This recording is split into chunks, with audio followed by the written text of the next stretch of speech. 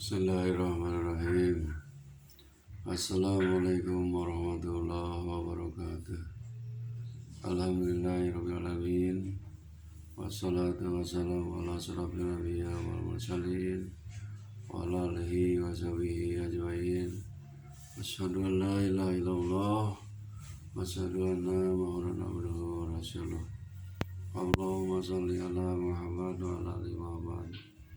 Kama shallaita ala Ibrahim wa ala ali Ibrahim wa barik ala Muhammad wa ala ali Muhammad kama barakta ala Ibrahim wa ala ali Ibrahim fil alamin innaka Hamidum Majid. Ya ayyuhal hadirun ittaqullah haqqa tuqatih wa la tamutunna illa wa antum muslimun. Wa qala Allah ta'ala fi ayatil ukhra a'udzu billahi minasyaitonir rajim. Bismillahirrahmanirrahim. Wasta'inu bisabri wassalah wa innaha lakabiratun illa 'alal khashiyin. Sadaqallahul azim. Saudara-saudaraku yang dirahmati Allah SWT, alhamdulillah pada saat ini kita masih diberi nikmat usia oleh Allah SWT, nikmat rezeki, nikmat jasmani dan nikmat rohani, juga nikmat iman dan Islam, juga nikmat sehat. Mudah-mudahan segala macam nikmat yang telah Allah berikan kepada kita ini kita bisa mensyukurinya. Amin ya Allah ya Rabbal Alamin. Salawat serta salam mudah-mudahan dilimpahkan kepada junjungan alam Nabi Muhammad SAW, juga kepada keluarganya, para sahabatnya, dan tidak lupa kepada kita sebagai umatnya. Amin ya Allah ya Rabbal Alamin. Saudara-saudaraku yang dirahmati Allah SWT, tadi saya bacakan ayat suci Al-Quran surah Al-Baqarah ayat 45. A'udzubillahi minasyaitonir rajim. Bismillahirrahmanirrahim. Wasta'inu, minta tolonglah kalian, bisabri wassalah, dengan jalan sabar dan salat. Wa innaha lakabiratun, ada sungguhnya minta tolong dengan jalan sabar dan salat itu rasa berat, illa 'alal khashiyin, kecuali bagi orang-orang yang khusyuk. Ini ayat menyerukan kepada kita, merupakan amar perintah dari Allah bahwa kita disuruh untuk meminta kepada Allah. Jangan meminta selain kepada Allah, karena Allah itu Allahus Samad. Allah itu tempat meminta, Allah itu tempat bergantung. Coba manusia banyak kebutuhan, banyak keperluan, banyak hajat, maka mintalah kepada Allah. Di dalam Quran kita sudah berjanji dalam salat, iyyaka na'budu wa iyyaka nasta'in, hanya kepada Engkau kami mengabdi dan hanya kepada Engkau kami minta pertolongan. Jadi jelas kita ini harus minta tolong kepada Allah. Jangan minta tolong ke selain Allah Subhanahu wa Ta'ala. Kalau kita minta tolong kepada manusia, kalau sering-sering pasti orang itu bosan, akhirnya marah. Tapi minta tolong kepada Allah tidak ada sifat begitu. Sebab Allah itu segalanya sudah ada. Ar-Razzaqu, Maha pemberi rezeki. Al-Ghaniyu, Maha kaya. Al-Azizu, Maha gagah. Semuanya ada di Allah SWT. Mintalah kepada Allah secara langsung. Cara memohon meminta kepada Allah itu bisabri wassalah, dengan jalan sabar dan salat. Sabar itu artinya tabah, Malahan menurut sebagian ulama, sabar itu ada 5 macam. Pertama, sabru fil ibadah. Kita harus sabar dalam ibadah. Ibadah yang diperintahkan oleh Allah merupakan tugas kita sebagai manusia. Sebagaimana firman Allah dalam Al-Quran, surat Al-Baqarah ayat 21. A'udzubillahi minasyaitonirrajim. Bismillahirrahmanirrahim. Ya ayyuhan nasu ubudu rabbakumul ladzi khalaqakum walladzina min qablikum la'allakum tattaqun. Wahai sekalian manusia, beribadahlah kepada Tuhanmu yang telah menciptakan kamu dan orang-orang sebelummu, supaya kamu menjadi orang yang bertakwa. Tugas kita adalah beribadah. Malah dalam ayat yang lain dijelaskan dalam surah Ad-Dariyah, wa ma khalaqtul jinna wal insa illa liya'budun. Tidaklah kami menciptakan jin dan manusia kecuali untuk beribadah.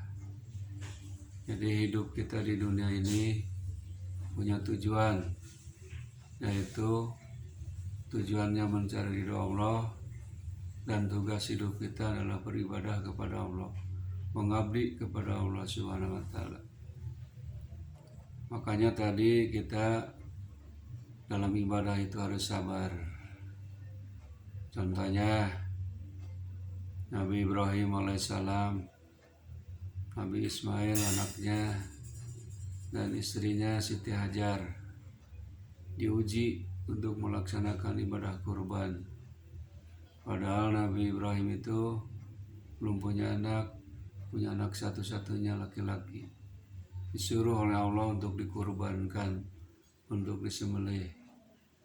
Karena perintah Allah, dia itu sabar melaksanakannya. Dia rela mengorbankan anaknya. Nabi Ismail juga sebagai anaknya ikhlas karena Allah, juga istrinya. Jadi dalam ibadah harus sabar. Orang sabar pasti akan mendapat pahala besar. Kemudian yang keduanya, sabru fil jihadi, sabar dalam berjuang membela agama Allah. Membela agama Allah yang disebut fisabilillah. Kalau sekarang kita perang fisik sudah tidak ada, kecuali di negara Palestina mungkin perang fisik antara orang muslimin dan orang kafirin. Kalau kita, jihad kita, perjuangan kita adalah jihadun nafsi, melawan hawa nafsu. Melawan hawa nafsu ini merupakan jihadul akbar, jihad yang paling besar.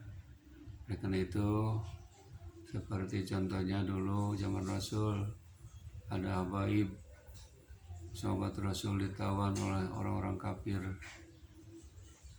Dia disiksa, dianiaya, ditelanjangi, dipanah, dijemur di terik matahari, agar dia kembali kepada agama nenek moyangnya, tidak pengikut Nabi Muhammad.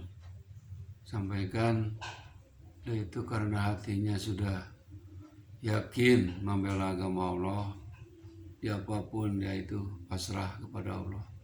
Dia tidak putus asa, tetap mempertahankan keimanan.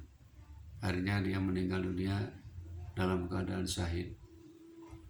Yang ketiganya adalah sabru fil musibah. Kita harus sabar di mana mendapat musibah.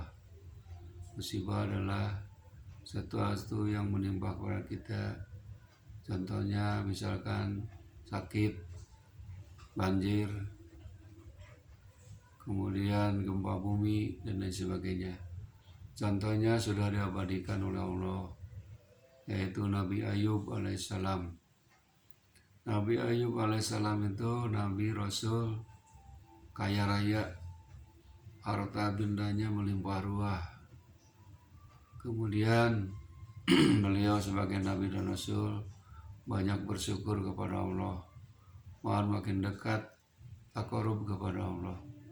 Karena nama juga manusia kepada orang yang kaya itu suka ada yang iri, yang dengki, dan hasud.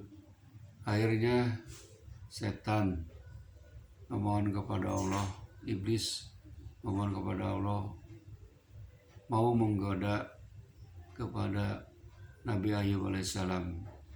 Kata Allah, silakan goda, Nabi Ayub itu tidak akan tergoda oleh kamu, sebab orangnya soleh. Akhirnya si iblis datang kepada orang-orang kampung, membujuk agar Nabi Ayub harta bendanya dirusak, kebun kurmanya dibakar habis. Setelah itu tahu Nabi Ayub bahwa hartanya, kekayaannya, binatang ternaknya, kebunnya habis dibakar orang. Bagaimana Nabi Ayub, apakah marah? Tidak. Setelah dikasih kabar bahwa itu dibakar orang, dia hanya mengucapkan, biarlah harta itu milik Allah dan diambil lagi oleh Allah SWT. Kalimat yang keluarnya inna lillahi wa inna ilaihi rajiun. Setelah itu iblis, waduh, Ayub masih kuat. Akhirnya anaknya dibantai sama orang-orang kafir sampai habis, tidak bersisa satupun kecuali istrinya Siti Rohmah. Akhirnya Nabi Ayub masih tetap kuat, tabah, sabar menerima musibah itu dengan kalimat, semuanya milik Allah, diambil oleh Allah, silakan, saya ikhlas dan rela. Itulah kesabaran Nabi Ayub alaihissalam. Dan akhirnya oleh Allah diuji dengan penyakit, dikasih penyakit yang tidak bisa disembuhkan waktu itu. Sampai kan Nabi Ayub alaihissalam diusir oleh manusia di kampungnya karena takut menular penyakitnya. Tapi sebagai istri dia tetap istiqomah, setia mengurus suami. Akhirnya Nabi Ayub alaihissalam oleh istrinya, ya Rasulullah, coba mohon kepada Allah, berdoa kepada Allah, minta disembuhkan. Nabi Ayub menjawab, aduh, kita ini malu sama Allah, dikasih sehat berpuluh-puluh tahun, sekarang dikasih sakit baru sekian tahun. Akhirnya Nabi Ayub hanya meminta kepada Allah, ya Allah, selamatkanlah lidah kami dan hati kami, biarlah daging kami habis dimakan belatung, tapi hati dan lidah kami, agar kami bisa berzikir kepada Allah. Akhirnya Nabi Ayub alaihissalam dikasih musibah sakit. Selama kurang lebih 17 tahun dia sabar menerima penderitaan dari Allah, tidak putus asa, malahan beliau makin mantap imannya kepada Allah. Setelah itu akhirnya oleh Allah disembuhkan penyakitnya. Itulah ganjaran bagi orang-orang yang sabar, yaitu sabar fil musibah. Yang keempat, sabar fi maksiatillah. Kita harus sabar untuk menjauhi perbuatan maksiat, perbuatan dosa. Sebab maksiat dan dosa ini adalah bujukan setan. Setan itu selalu menggoda manusia untuk berbuat jahat, berbuat dosa, berbuat maksiat, agar kita tergelincir dari ajaran Allah SWT, agar kita menjadi temannya setan. Makanya apabila ada orang atau siapapun yang mengajak berbuat maksiat, kita tolak dengan halus, karena itu perbuatan yang dimurkai oleh Allah SWT. Sabar, tidak usah ikut-ikutan. Misalkan ada orang yang mengajak minuman keras, ada orang yang ajak narkoba, ganja, berzina, mencuri, merampok. Nah, itu kita tolak dengan baik. Itu adalah jangan diikuti, sabar saja. Biar kita dibenci oleh orang yang begitu, asal kita jangan dibenci oleh Allah Subhanahu wa Ta'ala. Hadirin rahimakumullah, itulah sabar, sabru fi ma'siyatillah. Yang kelima, sabar fi taatillah. Kita harus sabar dalam taat kepada Allah. Perintah Allah kita laksanakan, larangan Allah kita jauhi. Sabar, dengan sabar taat kepada Allah, insya Allah innallaha ma'as sabirin. Allah beserta orang-orang yang sabar. Itulah hadirin yang mulia, makanya kita minta tolong kepada Allah, bermohon kepada Allah dengan jalan sabar dan jalan sholat. Sholat ini bisa merupakan sarana bermunajat kepada Allah. Ada yang disebut sholat hajat, sholat keperluan kita apa saja yang berhubungan dengan dunia atau berhubungan dengan akhirat. Silakan memohon kepada Allah, karena Allah itu maha kaya. Allah itu tempat segala-galanya bergantung. Innaha lakabiratun illa alal khashiin. Sesungguhnya minta tolong dengan jalan sabar dan sholat itu sungguh berat pelaksanaannya, kecuali bagi orang-orang yang khusyuk, yang taqarrub kepada Allah Subhanahu wa Ta'ala. Hadirin rahimakumullah, mudah-mudahan satu ayat dari surah Al-Baqarah ayat 45 ini menjadi ibrah bagi kita bahwa hidup di dunia ini tugas kita adalah beribadah kepada Allah Subhanahu wa Ta'ala. Kalau kita sabar melaksanakan ibadah, insya Allah kita akan mencapai kebahagiaan dunia dan akhirat. Syarat ibadah diterima oleh Allah, pertama harus ikhlas ibadahnya, karena Allah bukan riya, ingin dilihat orang atau dipuji orang. Insya Allah kalau ibadah kita ikhlas, diterima oleh Allah. Yang kedua, syarat ibadah diterima adalah harus berdasarkan ilmu. Sebab ibadah tanpa ilmu mardudatun la tuqbalu, ditolak, tidak akan diterima. Makanya kita beribadah, baik sholat, zakat, puasa, dan lain sebagainya, harus berdasarkan ilmu Allah. Tapi kita tidak boleh taklid buta, ikut-ikutan. Makanya kita harus banyak bertanya kepada orang yang mengerti. Was'alu ala dzikri in kuntum la ta'lamun. Bertanyalah kalian kepada ahli yang mengerti, supaya kita tahu. Setelah tahu baru diamalkan, sudah menjadi ilmu. Makanya kita beramal, beribadah harus pakai ilmu. Jangan ikut-ikutan tanpa ilmu. Kalau tanpa ilmu, ibadah tidak akan diterima.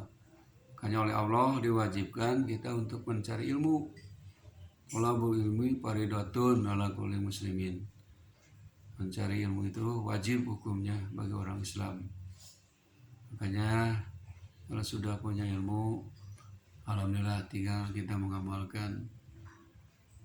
Ibadah hanya ikhlas karena Allah, ibadah hanya memakai ilmu, dan yang ketiganya supaya diterima oleh Allah, ittiba, harus mengikuti contoh Rasulullah SAW. Kalau Rasul tidak mencontohkan, jangan kita buat syariat sendiri. Kalau kita membuat peraturan sendiri, berarti mengkhianati Rasul. Makanya ibadah ini tidak bisa diatur sendiri. Waktunya sudah ditentukan, rukun syaratnya sudah ditentukan, cara-caranya sudah ditentukan oleh Rasulullah SAW. Makanya dalam Quran atiullaha wa atiur rasul, taatilah Allah dan taatilah Rasul. Itulah syarat ibadah. Kalau ingin diterima harus memenuhi 3 syarat. 1, harus ikhlas karena Allah. 2, harus memakai ilmu. Yang 3, harus ittiba, mengikuti contoh Rasulullah SAW. Hadirin rahimakumullah, mudah-mudahan tausiah ini bermanfaat bagi kita semua, dan mudah-mudahan ibadah kita oleh Allah SWT, baik yang berhubungan dengan ibadah ucapan perbuatan, diterima oleh Allah SWT. Amin ya Allah ya Rabbal Alamin. Assalamualaikum warahmatullahi wabarakatuh.